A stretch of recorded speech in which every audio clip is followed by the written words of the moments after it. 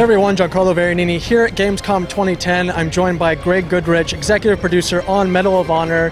Greg, we get a chance to take a look at a little bit more of a single-player action here, starting with a mission where you're actually the gunner in an Apache attack helicopter, right? That's correct. We've been talking a lot about the Tier 1 operator and who he is and what he does. We've shown a lot of that gameplay, as well as the U.S. Army Rangers. We've shown some of that, and for Gamescom we thought we'd do something completely different, sort of a departure.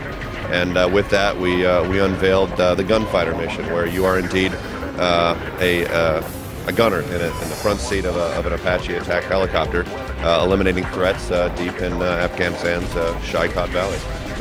And let's talk a little bit about the sort of approach towards authenticity for this game. You guys are really, you're speaking with the guys on the ground, you're talking to these people, trying to make sure that this game is as accurate as possible. Did you do the same for these Apache attack missions? Yeah, absolutely. We've had the Tier 1 guys that have come in, and we've spent a lot of time with them, as well as the Army, PAO office, and a lot of the U.S. Army Rangers and such. And we did the same with the attack squadron, the actual gunfighter squadron. We spent a day out in Point Mugu, California, with these guys, spending time, with our audio guys, recording the sounds of the aircraft, as well as speaking with the pilots and just really trying to get a feel for what it's like, as a matter of fact, the mission that you just saw, our writers spent a lot of time with them getting the dialogue right, and they actually took control of quite a bit of it and actually wrote most of the dialogue in that mission. So what you see, what you hear,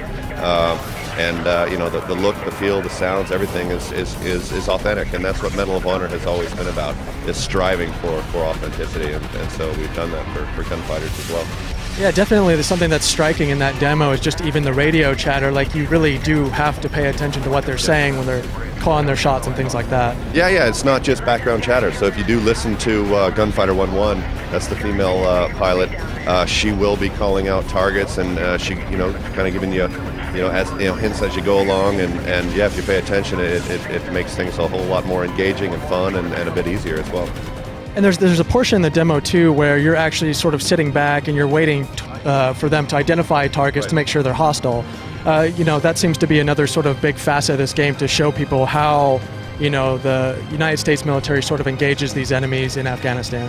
Yeah, that part you're talking about in the TAD system, the FLIR, is a point sort of in the beginning of the mission where, and that was really important to the pilots that we spoke to, is that they can't just go fire indiscriminately at targets. They have to get approvals to go weapons hot. And so in that section you talk about, that's when they see the enemies. The pilots know that they're enemies. They see the weapons, but they radio it in, and they confirm it once, twice, 3 times. And then the AFO team leader comes on from the talk and says, yeah, your weapon's hot, those are enemies. Well, let's talk a little bit about, just in terms of making an entertaining experience here, and balancing that with sort of the realistic nature of the game.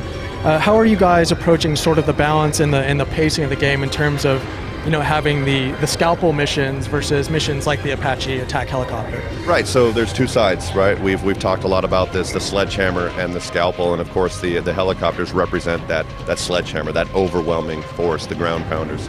But we do, it's sort of a built-in pacing mechanism. When you're playing the Tier 1 guys, it's a lot of quiet action, it's a lot of up close and very personal, very aggressive type of gameplay. The Rangers are, like I said, they're just, they're professional soldiers, and they do what they do, and they do it very well. But it feels like you're part of a much bigger unit, a much larger force. And then of course with the Apaches, you're in the air, you're behind the stick of a very powerful machine. But there's a responsibility with that, and like I said, so we're just, again, mixing it up, right when the player, starts to think, well, gee, I've seen this, we want to mix it up and give them something different.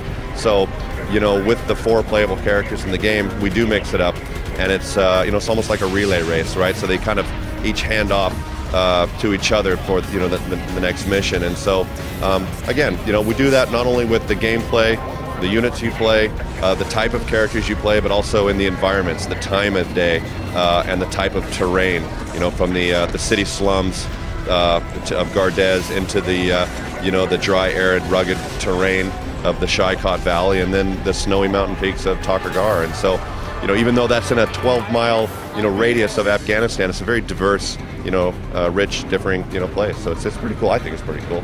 I don't know. You think it's pretty cool? I do, actually, and it seems like the team takes a special sort of pride in working on this game and working with the military as well.